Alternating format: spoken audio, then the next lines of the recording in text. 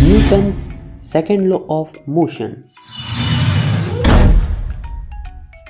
पिछली वीडियो में हमने न्यूटन का फर्स्ट लॉ समझा था, जो कहता है कि जो ऑब्जेक्ट मोशन में है वह मोशन में ही रहेगा और जो रेस्ट में है वह रेस्ट में ही रहेगा जब तक कि उस पर कोई दूसरा फोर्स नहीं लगाया जाए। आई होप आपने वो वीडियो देख लिया होगा। तो जो न्यूटन थे वो एक जीनियस व्यक्ति थे, हमेशा अपने माइंड से कुछ न कुछ पूछते रहते थे। तो उनके दिमाग में एक क्वेश्चन आया कि अगर मैं किसी ऑब्जेक्ट पर फोर्स लगाऊं तो क्या होगा। उन्होंने एक्सपेरिमेंट किया और उस एक्सपेरिमेंट के रिजल्ट आए। उससे न्यूटन का सेकंड लॉ बन गया और आज हम उसी सेकंड लॉ को समझने वाले हैं। तो चलिए शुरू करते हैं। न्यूटन ने जब एक्सपेरिमेंट किया तब ये रिजल्ट निकाला कि किसी भी ऑब्जेक्ट जिसका कोई मास हो उस पर फोर्स लगाया जाए तो वह ऑब्जेक्ट एक्सेलरेट करेगा, यानी कि स्पीड को चेंज करेगा, मूव करेगा। जितना ज़्यादा फोर्स लगेगा उतना ज़्यादा एक्सेलरेट करेगा, यानी कि उतना ज़्यादा मूव करेगा। तो इस रिजल्ट से उन्होंने एक इक्वेशन दी जो थी F = ma, m यानी कि मास और a यानी कि एक्सेलरेशन।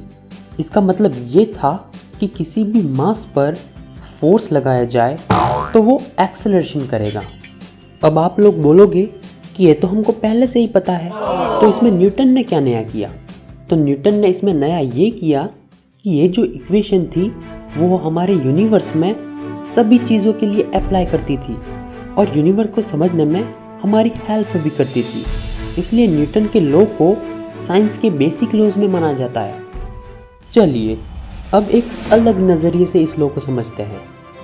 इस एग्जाम्पल को दो ऑब्जेक्ट के साथ कंपेयर करते हुए न्यूटन के लॉ को समझेंगे। ये दो ऑब्जेक्ट हैं, इन दोनों ऑब्जेक्ट का मास अलग अलग है।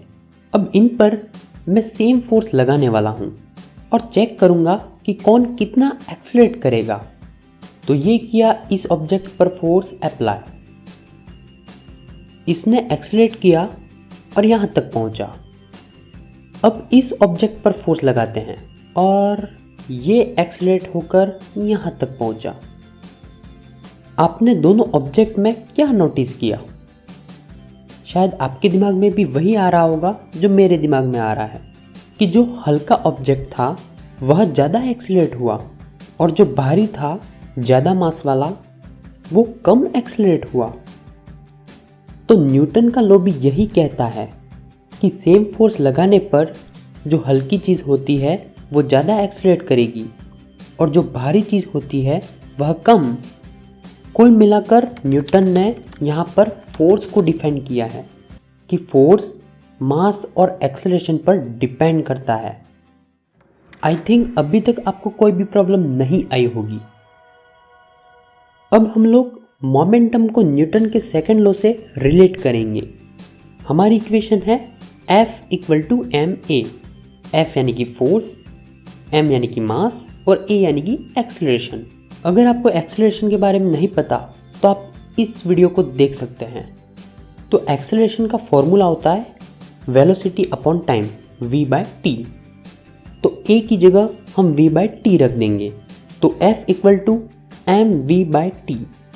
इस वीडियो से जस्ट पहले वाला वीडियो मैंने मोमेंटम पर बनाया था। तो जो m और v है वो मिलकर मोमेंटम बन जाता है, यानी कि p बन जाता है। तो mv की जगह हम p रख देते हैं। तो हमारी इक्वेशन बन जाएगी F = p/t। इसका मतलब ये होता है कि टाइम के साथ मोमेंटम चेंज होता है और वो फोर्स के इक्वल होता है।